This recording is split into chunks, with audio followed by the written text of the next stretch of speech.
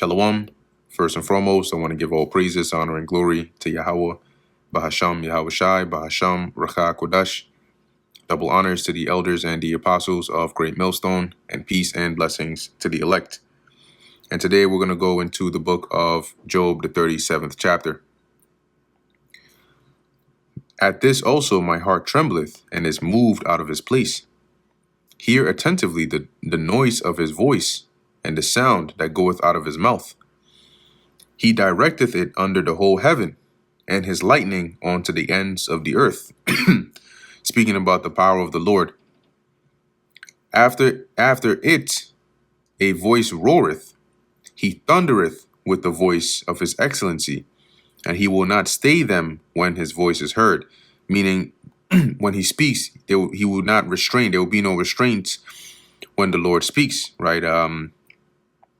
NIV, it says, after that comes the sound of his roar, and that is referring to in the previous verse. In the NIV, it says, he unleasheth his lightning beneath the whole heaven, and sends it to the ends of the earth. After that comes the sound of his roar. He thunders with his majestic voice. When his voice resounds, he holds nothing back. So you have them loud as thunders. That's basically the point that he's making here. God thundereth marvelously with his voice. Great things doeth he, which we cannot comprehend. For he saith to the snow, be thou on the earth, likewise to the small rain, and to the great rain of his strength. So he commands the snow, and it snows. He commands the rain, and it rains. He sealeth up the hand of every man, that all men may know his work. Meaning he puts a stop to all, basically the things that you're doing, so everybody can behold his work. That's why, like, when it rains really hard, you got to stop whatever you're doing if you're working out there, and just wait for the rain to pass. Likewise with the snow.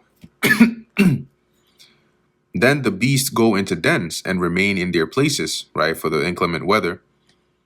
Out of the south cometh the whirlwind, and cold out of the north. By the breath of God frost is given, and the breath of the waters is straightened, meaning that the ice, okay, comes of the Lord, and the breath of the waters is straightened, meaning frozen. And NKJV, it says, by the breath of God ice is given, and the broad waters are frozen. Also by watering he wearieth the thick cloud. He scattereth his bright cloud.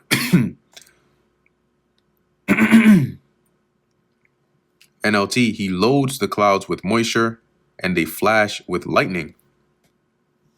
And it is turned round about by his counsels, that they may do whatsoever he commandeth them upon the face of the world in the earth. NLT, the clouds churn about at his direction. They do whatever he commands throughout the earth.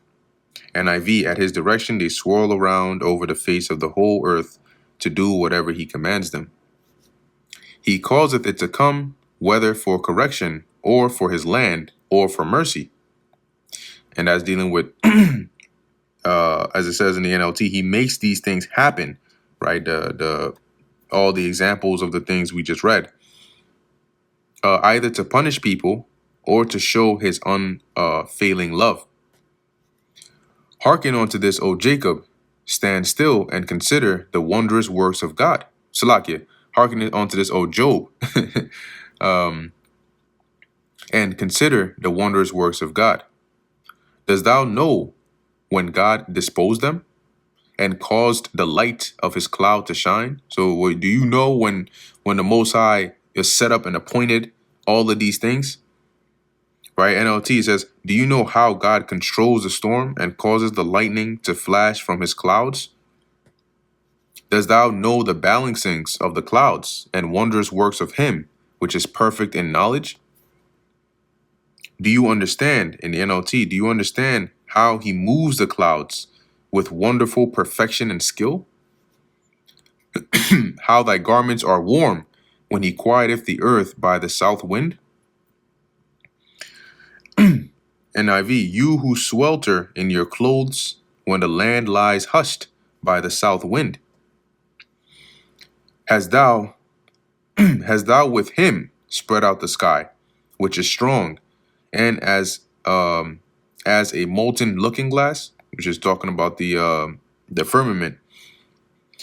NIV, can you join him in spreading out the skies, hard as a mirror of cast bronze?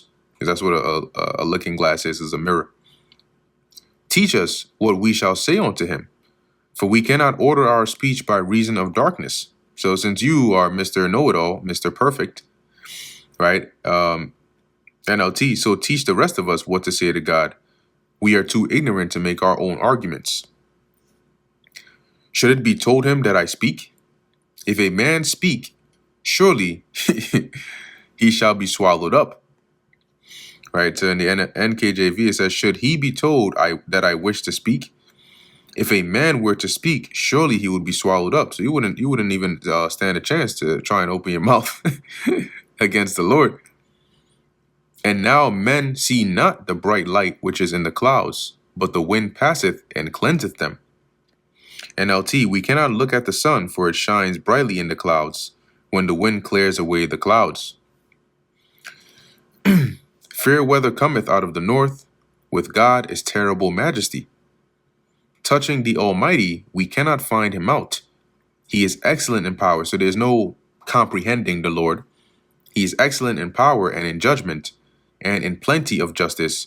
He will not afflict.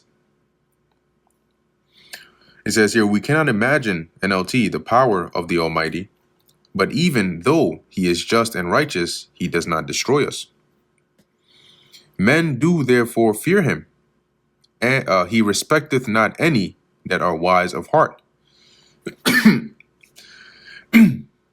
NIV, therefore people revere him, for he does not have regard for all the wise of heart. So regardless of how wise you may think you are, that's not going to, gain you respect in the eyes of the Lord, right? He's not going to be a respect of persons or, give you props for that, because it all comes from him anyway. And that brings us to the end of the book of Job, the 37th chapter. Lord willing, that was edifying to the elect. In closing, I want to give all praises, honor, and glory to Yahweh, Bahasham, Yahweh Shai, Bahasham, Racha Kodash. And until next time, Shalom.